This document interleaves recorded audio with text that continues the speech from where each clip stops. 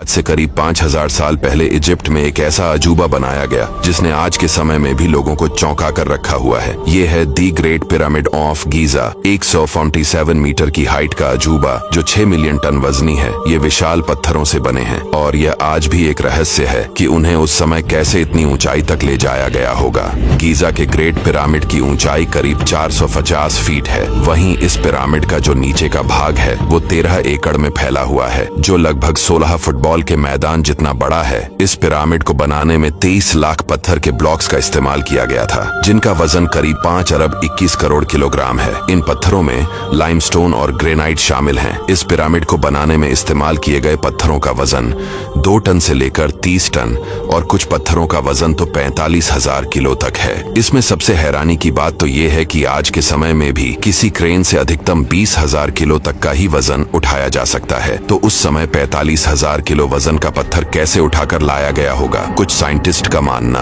है कि इन्हें किसी दूसरी दुनिया की सभ्यता ने बनाया होगा, पर सच क्या है ये कोई नहीं जानता। और आपको इसका ये एक ऐसी खौफनाक जगह है जिसके ऊपर से आज तक जितने भी हवाई जहाज गए वो कभी भी वापस लौट कर नहीं आ पाए। अगर पिछले 100 साल की हिस्ट्री देखी जाए तो करीब 175 से भी ज्यादा जहाज इस जगह आकर गायब हो चुके हैं। वैज्ञानिकों के अनुसार बरमूडा ट्रायंगल पर काफी ज्यादा स्ट्रांग मैग्नेटिक फील्ड मौजूद है, जिस वजह से जब कोई जहाज इसके पास से गुजरता है तो उसके सारे डिवाइसेस काम करना बंद कर देते हैं और जहाज सीधा बरमूडा ट्रायंगल में खींचा चला जाता है। लेकिन इसके अलावा कुछ कंस्पायरेसी थ्योरीज भी दुनिया भर में फैली हुई है। लोग ये मानते हैं कि बरमूडा ट्रायंगल के नीचे एक ऐसा दरवाजा है जो कि दूसरी दुनिया के लोगों को हमारी दुनिया से जोड़ती है।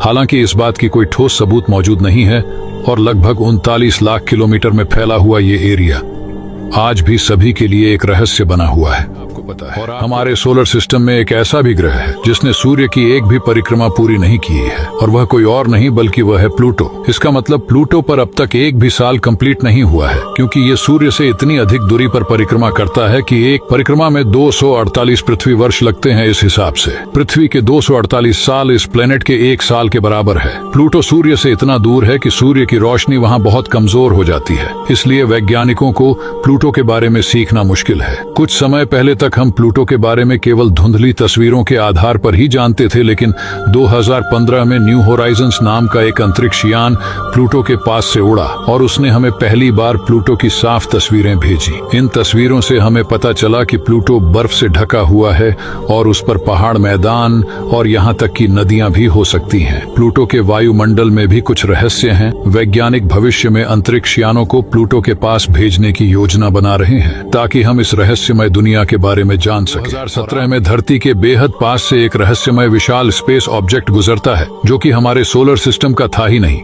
इस ऑब्जेक्ट को ओमुअमुआ नाम दिया गया, मतलब दूर से आने वाला पहला वस्तु। वैज्ञानिकों को इस चट्टान को लेकर तब हैरानी हुई जब उन्होंने इसे सूर्य से दूर जाते देखा और ये ऑब्जेक्ट इतना तेज था कि मानो सूर्य की ग्रेविटी का इस पर कोई फर्क ही नहीं पड़ रहा हो। इसका मतलब ये कोई अननोन मेटल से बना था। हैरानी की बात तो ये है कि इस बनावट का ऑब्जेक्ट हमारे वैज्ञानिकों ने आज तक हमारे सोलर सिस्टम में नहीं देखा था। जैसे कि किसी दूसरे सोलर सिस्टम से एलियंस ने हमसे संपर्क करने के लिए इसे भेजा हो, ये अभी तक एक मिस्ट्री बनी है। इसके बारे में आपको क्या लगता है? अपनी राय कमेंट्स में बताएं। तो आप भी साइंस और स्पेस में दिलचस्पी रखते हैं तो हमारे साथ जुड़े रहिए।